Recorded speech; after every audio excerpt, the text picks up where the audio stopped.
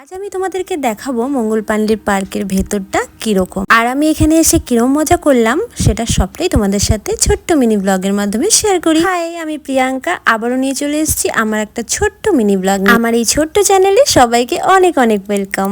দেখো, সবার প্রথমে তো এখানে চলেই এসেছি, তারপরে কিন্তু এসেই ফটোশুট করা আমার স্টার্ট হয়ে গেছে। যেহেতু আজ প্রচুর বৃষ্টি হচ্ছিল, আমার তো ভালোই লাগছিল না বসে থাকতে, মনে হচ্ছিল বৃষ্টিতে ভিজি, কিন্তু এত বৃষ্টিতে ভিজলে তো ঠান্ডা লেগে যাবে। ফাইনালি পুরো পার্কটা ঘোরার পর আমরা যেখানে এসেছি সেখানেই আমরা সোজা চলে যাই। এই এত সুন্দর পরিবেশের মধ্যে আমার এই ছোট্ট ক্যাফেটা এত ভালো লেগেছে তোমাদেরকে বলে বোঝাতে পারবো না। তোমরা যারা যারা ব্যারাকপুরের মধ্যে থাকো তারা নিশ্চয়ই জানবে মঙ্গল পাণ্ডের সামনে যে রসোই কিং ক্যাফেটা আছে সেটা কতটা সুন্দর। আর কারা কারা গেছো অবশ্যই কিন্তু আমাকে কমেন্ট সেকশনে জানিয়ে যেও। যাই হোক, ক্যাফে তো চলে এসেছি, আর ক্যাফের অ্যাম্বিয়েন্সটা তোমরা নিজেরাই দেখে নাও।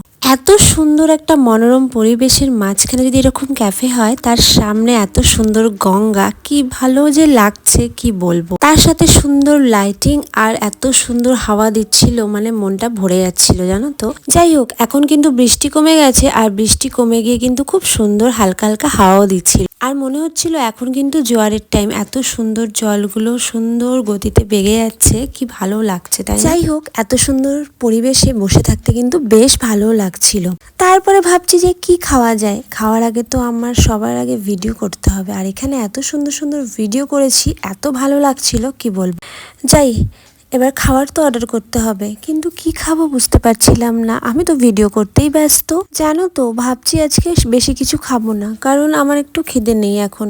তো এখন হালকা ফুলকাই কিছু খাবার অর্ডার করতে হবে। কি কি খাবো নেক্সট মিনি ব্লগে আনছি। তো চলো, আজকের মতো ভিডিওটাই পর্যন্তই। দেখা হচ্ছে আবার নেক্সট কোনো মিনি ব্লগ। আমার ভিডিও যদি তোমাদের ভালো লেগে থাকে চ্যানেলটা সাবস্ক্রাইব করে পাশে থেকো, আর তোমরা অনেক অনেক ভালো থেকো। চলো আজ তবে আসি, টাটা।